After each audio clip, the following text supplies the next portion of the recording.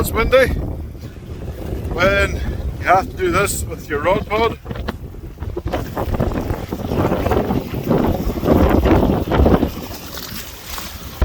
You have to screw down the rod pod. First overnight of the year. Let's see how we go. Roll that intro.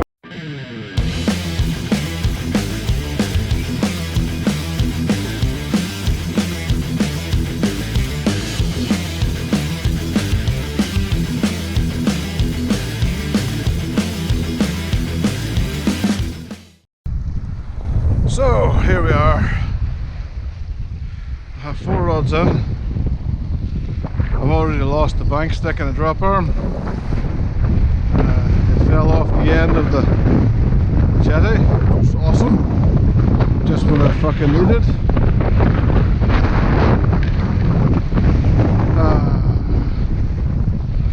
On this rod I have I have an eel tail on. On the next rod down, mackerel tail. Then there's a roach and a sardine, so it's a good mix. As you can probably tell, it's a bit breezy.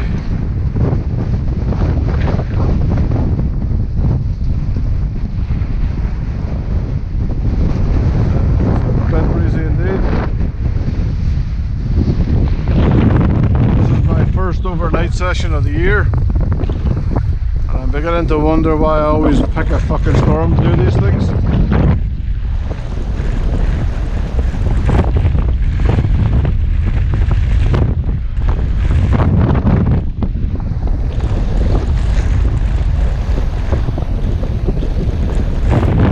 Jesus, it's a bit blowy.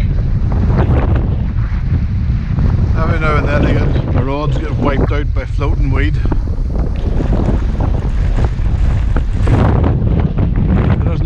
We can do about it.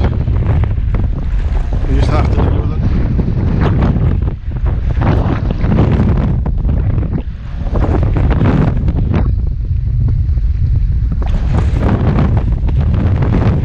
My God, this is a bit of a breeze.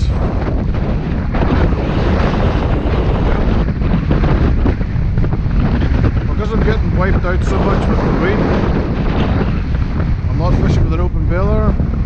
Fishing on the bait runner, so the pike picks up the bait, flip out, and it'll run. Well, with this wind, the problem with an open bail arm, there is a lot of drag going that way. The problem with the open bail arm is once the drop arm is dropped, the line just spools out. So you're having to kind of race to the rod to wind as much of it back on, and then hopefully strike to a fish.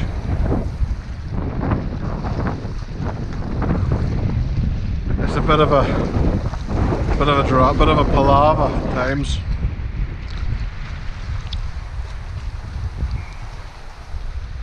But we're going to give the bait some juice. This is eel oil from Eddie Turner. Great for pike, shite for your coffee. So don't ever squeeze that into your coffee.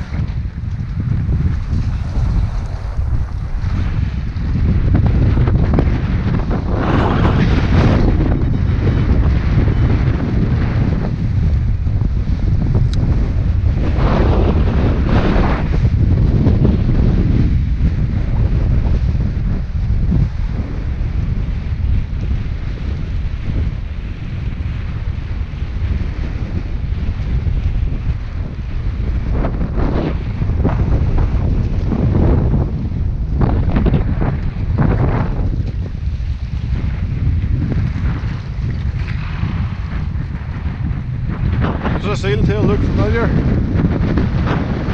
Yeah, it should. That was the eel I was using last week. I refroze it. This is the good thing about eels. Get a bit of a second wind at them.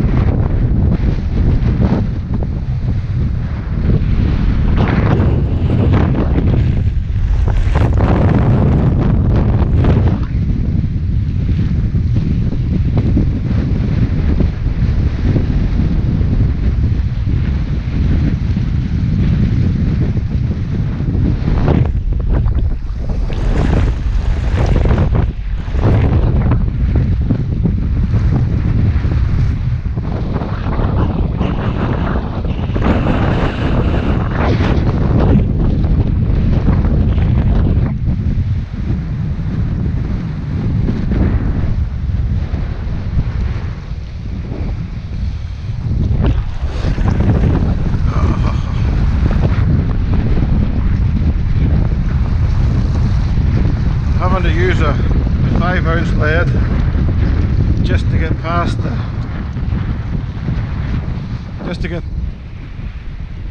the toe.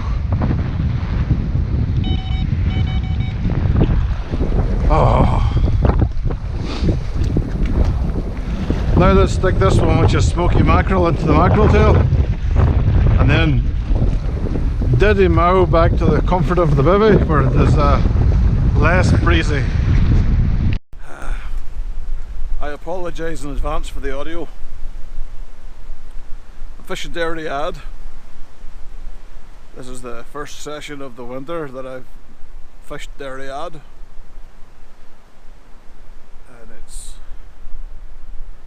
quite weird for me, you know, because this sort of time last year Mr. H and I were fishing overnight, so it's a bit sad that he's no longer here. So I have a little robin that's bouncing in and out of my bivvy underneath the bed chair. No wind.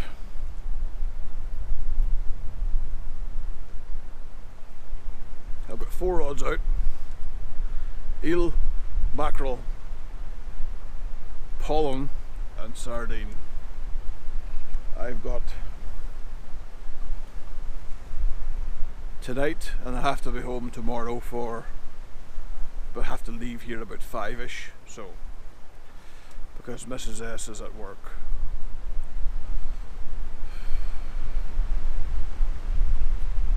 The good news is I have had one run. I had a jack. It fell off on the smelt when the smelt was on.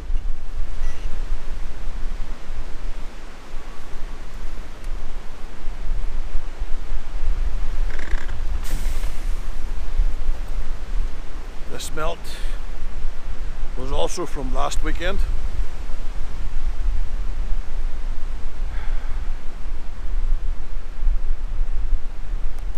I'm not one of these people that as soon as I get a bait out of a packet, you know, that's it, wasted, bin it, you know. Things like lamprey and eel, you can get a couple of times out of them. And if you're paying the money that it costs to buy lamprey eels, then you're damn right I'm going to try and get as much out of them as I can.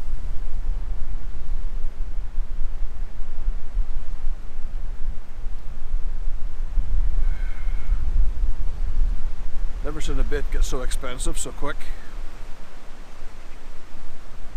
It's also going to be the first night for the Tracker Tempest 100T brolly overwrap thing system. It's going to be the first night for it, so let's see how she performs. I've got the main brolly up, plus the overwrap at the front door on it. I don't know if I'll be zipping it up tonight because the wind's going that way. It gives it so that the wind's going to go that way all night. So if I leave the door open, it's fine.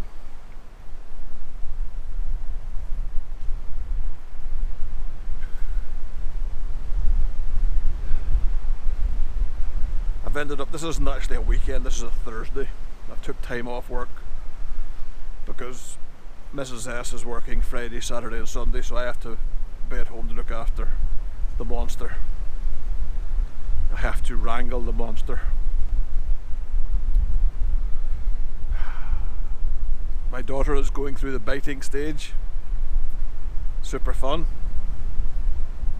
She got me in the armpit, just right in there. Yeah, it was fun. Keep reminding myself that I can't throw a child across the room because it bit me. Social services, I wouldn't throw my child across the room anyway. That's just an expression.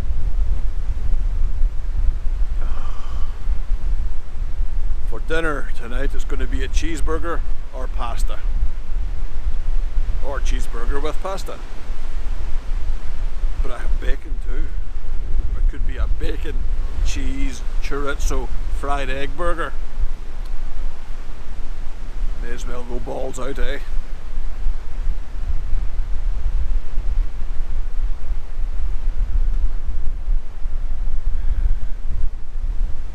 There's a yellow BBC weather warning for wind and rain. We've got the wind, haven't had the rain yet. So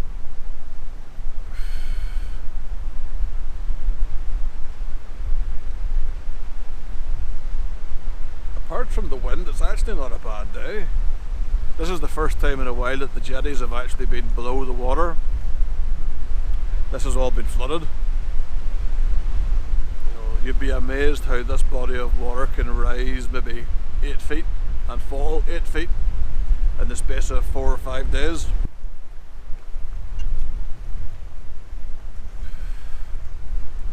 I've just sat down. I've just lit a cigar and the wind's determined not to let me enjoy it.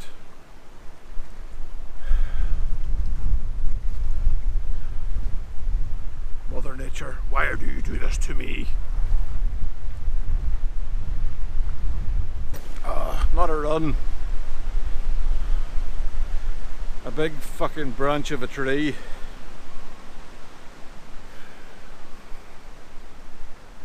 It's wiped out the 2 rods. I got the pollen bait back in again, so I've cast it out. The sardine hasn't come back, so the sardine's gone. I'll put in a new bait now in a minute, but I am going to finish my cigar.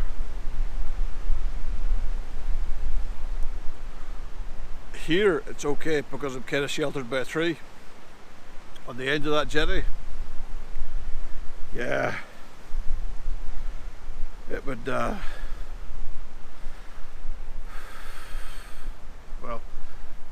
it's a bit breezy.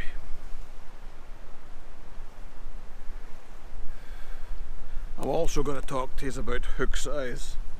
I got asked a question about hook size, why I use size 2s and 4s. I use size 2s and 4s simply because the baits that I'm throwing are quite a big bait. You know, if you're throwing an 8-inch bait and you put size, 6s on it, it's a tiny hook on a big bait that doesn't make any difference. It doesn't help you hook up. I use fully barbed hooks because I don't trust barbless. See, when I've done carp fishing in the past, I've seen barbless hooks that have popped in and out, and what they've done is they've widened the big hole in the mouth of the fish. Yes, carp are different to pike, but if given the choice, I would always go with the barbed hook. That might upset people. I can't help that. I'm always going to use barbed hooks if I'm allowed to. I've never not had a problem getting the traces and the baits out of the fish. So I find barbed to be an easier option for myself personally. Size 2s and 4s in owners, and I've been trying those BKK spear hooks, and they're actually quite good. I'm actually quite impressed with them. I've had a couple of fish last weekend on them, and the hooks were fine. The traces that I make up, again, I don't buy traces, I make them. So when I'm making my trace, I'm using AFW, American fishing wire, in either 45 pound or 60 pound brick and strain. That might sound over the top for some people, but what I'm doing is I'm using my braided mainline. The lowest I would use is 55 pound. That's the minimum I would use for braided fishing line. If I'm fishing with mono, I'm fishing with 0.40 25 pound or 20 pound mono. I want to be able to bring everything I put out there back in. Now, for example, that tree that went floating past, I was fit to dredge that back, and it was a bit of a dredge. And I've got the traces and everything back. Now the trace might have went to shit. The hooks might have bent out straight. but I got it back. The last thing you want to do as a pike angler is leave a baited trace in the water for a pike to pick up. That's death. The fish, there is some school of thought where Neville Ficklin, he's a very educated man when it comes to pike, where people can say, can the stomach acids digest, rust, hooks? Personally, I don't think they can. I don't think the stomach acid is enough to digest, hooks. Yes, some hooks would rust, but it's not ideal to leave, a trace in the water for a fish to kind of swim about and have in its gut. There's been times where I have caught pike and they've had other traces in their mouth, and it's been a bollocks to try and get the traces out. This is why I carry clippers and snips with me, so you can snip hooks, get the most of it out, and instead of having two trebles in its throat that's sewn its throat shut, you've snipped it all out and you've pulled it all out, and the fish has a fighting chance of getting on with it. Look after the pike, guys. They're our sport. They deserve the respect. In fact, the only time I would use barbless, or not barbless even, the only time I would crush the barbs down is when I'm lure fishing. And it's not really barbless, it's like a knuckle on the end of the hook. That's purely because I've had hooks embedded in me and it's easier to take lures out that way. My cigar has died. These are just cheap shit cigars.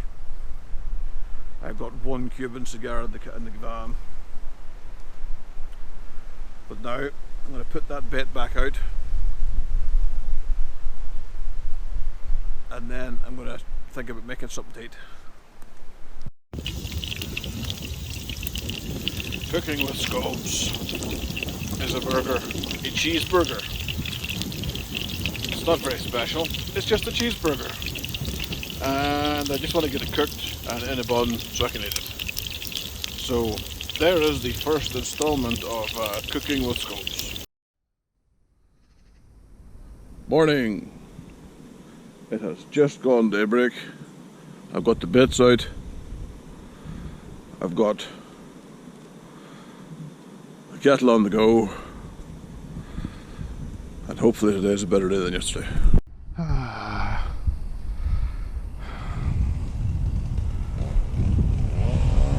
I've got a load of cormorants working the bays. I've got cormorants up there, I've seen them with the binoculars, and I've got cormorants just at the bottom of that island. So that tells me that they're in here searching after, in here eating the roach. And before this wind kicked up, this was like flat calm, and you could see like the surface dimples, so there's definitely some feeder fish in here, some shoals of probably roach. This camera might not pick it up, but there's 3 cormorants just in line with the Lady Craigavon Bridge down that way. I've got Waterways Ireland guys here. They're cutting down poles and putting in new poles with new signs to say that there is water here, in case you're a complete fucking tube and you don't realise that there's a lake here and that driving into said body of water might get you wet.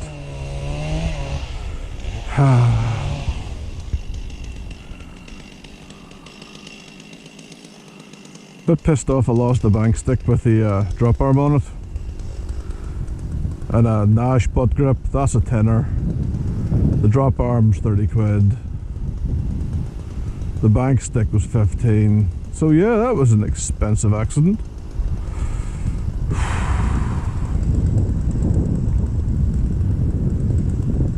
So how are you guys all coping with the our post-Wu flu freedoms? It's amazing how that there's nobody dying of the Wu flu anymore. Strange that how it was the biggest global pandemic, and it was going to, they reckon that the death rate would be as high as 18 or to 19% of all those that got infected with it, according to Pfizer. This is Pfizer that then came out and said that their jab for the Wu didn't actually stop anybody catching it. Didn't actually stop anybody transmitting it once they were infected with it. Despite the whole government bullshit where unless you get the injection you're going to transmit it to Granny and kill Granny.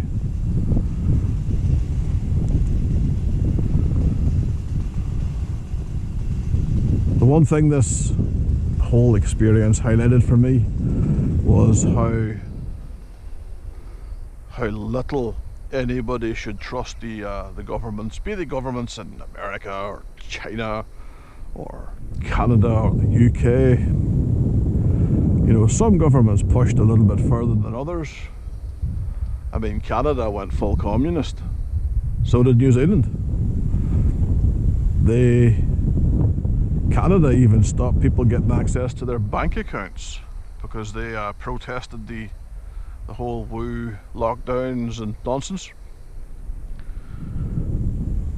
They even threatened to take people's kids off them.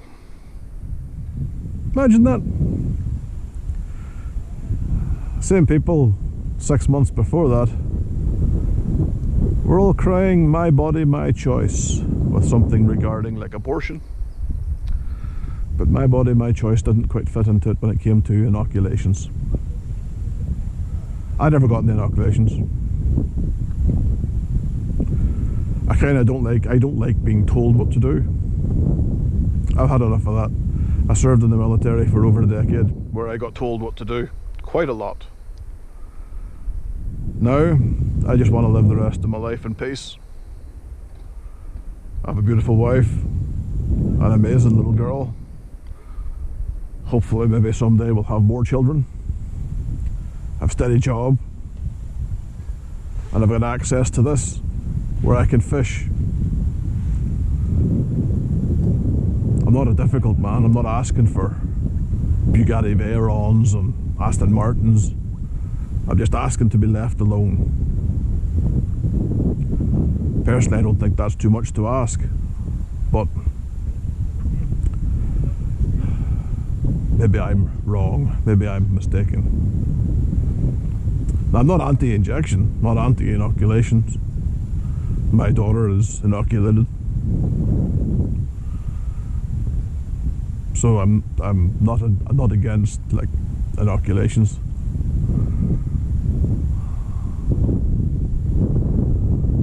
There was just something that popped up, like the cold virus, the jabs for the cold every year, the flu.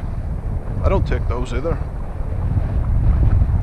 You know, okay, I don't look like the most healthy guy in the world, I'll give you that.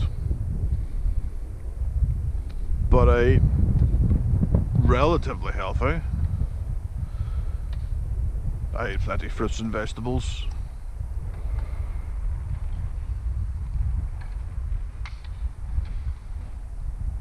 I like to think that my immune system's quite good. But wait till you see. After I've fucking said all this, I'll jinx myself with a heart attack or some shit.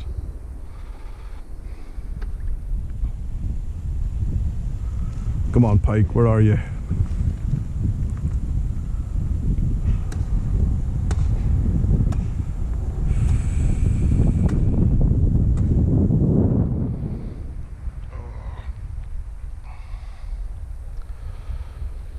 Amazing how this place changes. Yesterday, if you stood here long enough, you got soaked with the waves hitting the jetty and soaking you. Now, it's nice. It's chilled.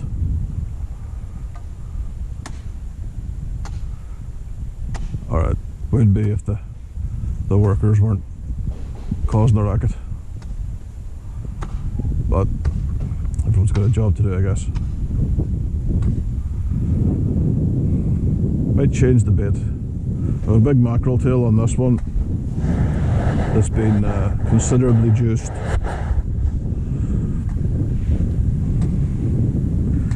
And it's not doing the goods for me. So I'm thinking about swapping it out for something else. Maybe a trout or something. Like This shows you how much, I don't know if this camera's picking up the line coming off the rod. You can see how the rod's going like that and the line goes like that. Well, this rod was walked to the end of the jetty and cast up to my left with a 5-ounce gripper lead, and this has just basically been dragged to where it is now.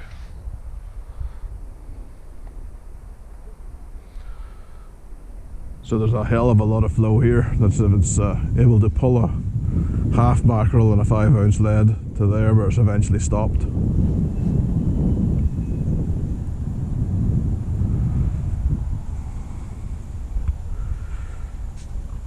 Fishing with my Dave Lum bait blasters. Brilliant rods. 12 foot, 3.5 test, and they can comfortably throw a 5-ounce lead with a half a mackerel without a problem. Those are the Shimano CI4 big bait runners loaded with 55-pound braid. This is the Fox Submerged braid this year. I'm giving it a go, and they are resting on Signet 2020 bank sticks with the stage stands. Now those are basically screwed into the jetty. I've just made this fish. It is 19 pounds.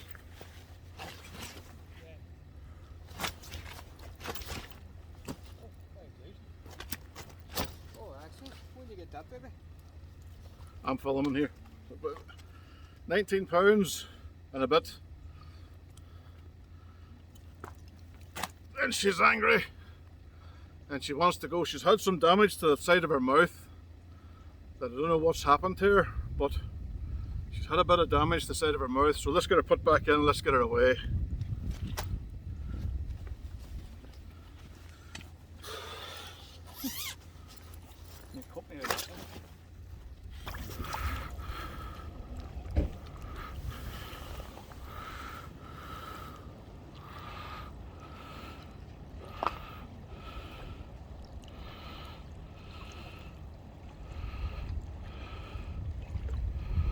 Not so bad, it's not a blank. Still getting wiped out by weed.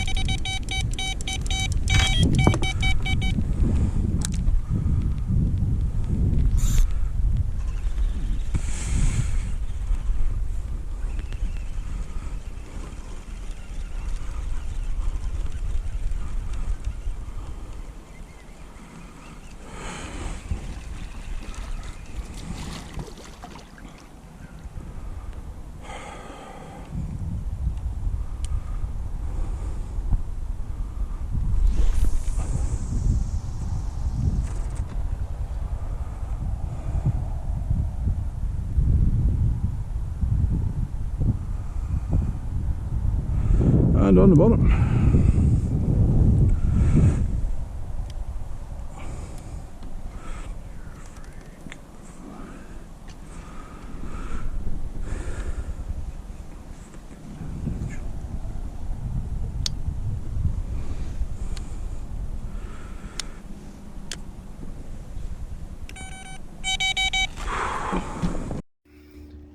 Lost a fish on the smelt through the hooks. Seemed a decent fish, but you know yourself, unless it's in the net and you've weighed it, you don't really know what sort of size it is. But I'm disappointed with that 19 pound 6 or 4 or whatever it was. Wild bad damage to its mouth. I've never had a pike come in so lackluster ever. There was no fight. There was a couple of nods of the head, that was it, but just came in straight to the net. One whole side of his face is all tore. It's all tore out. It's like you're just there wondering, you know, what the sort of hell happened to this thing. took a big mackerel, so hopefully it's, well, if it's taking bait, it's still trying to feed. But there was some damage to it. Wild shame. I done a wee bit about weighing as well, weighing the videos.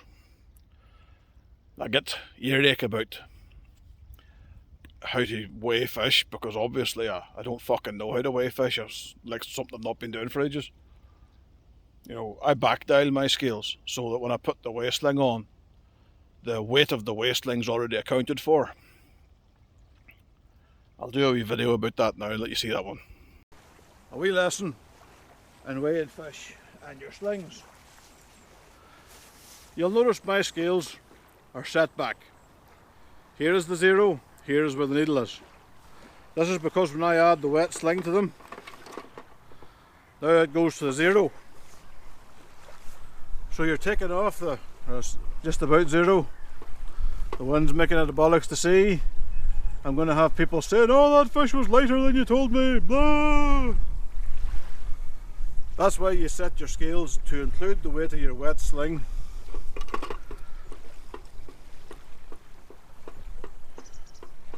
If you've made it this far through to the video, thanks very much for watching. Obviously I'm not on the bank fishing at this point, I'm sat in my house, I'm doing the editing. For whatever reason the GoPro went to picture mode, not video mode. So I ended up with a load of pictures and no actual video of the last of the session. There only was the one fish that I managed to catch. And like I said in the video, she was badly damaged. She had one side of her face all tore up. And that was kind of sad. Because that's just poor angling. That's just poor handling by another angler. It's part and parcel. If you fish somewhere there's a popular location that gets a lot of angling pressure, you're going to see things like that.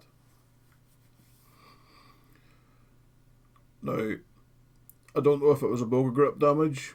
It looked like boga grip damage to me. It looked like one side of the whole face had been pulled. But because I didn't see it happening, I can't say yes or no. So one fish, just over 19 pounds. I was happy enough that I caught anything.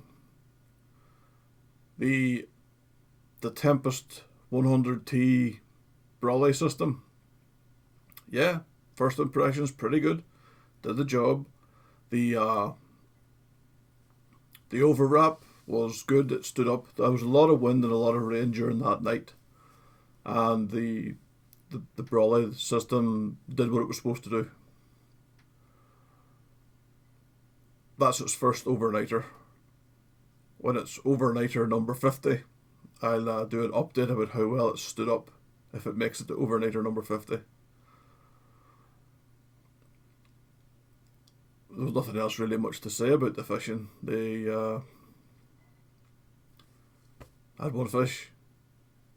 She was badly damaged. I ended up fishing to about 4 o'clock and then packing up and driving home. Like I said, Mrs. S was working, so there was no point staying any later than that. I had to get back and look after the baby. But it isn't really that bad. I had a good time. I got an overnighter session done. Caught fish, so it wasn't a blank. But it would have been nice not to have storms. I would like the weather gods to be on my side for once, you know.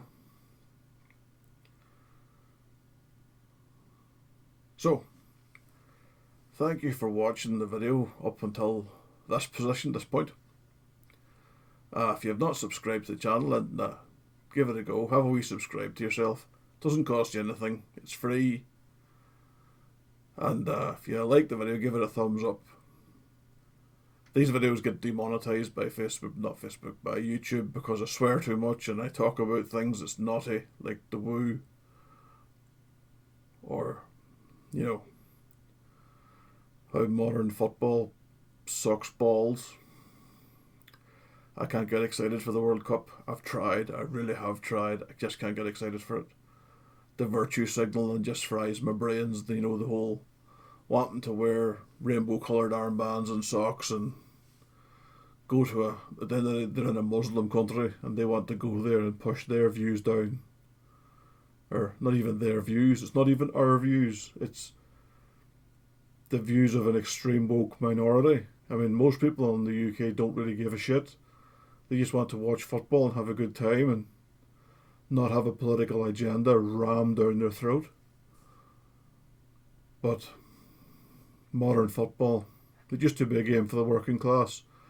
Now it's a game of the working class can barely fucking afford to go and watch a game. But I'm not going to do a rant. It's the end of the day.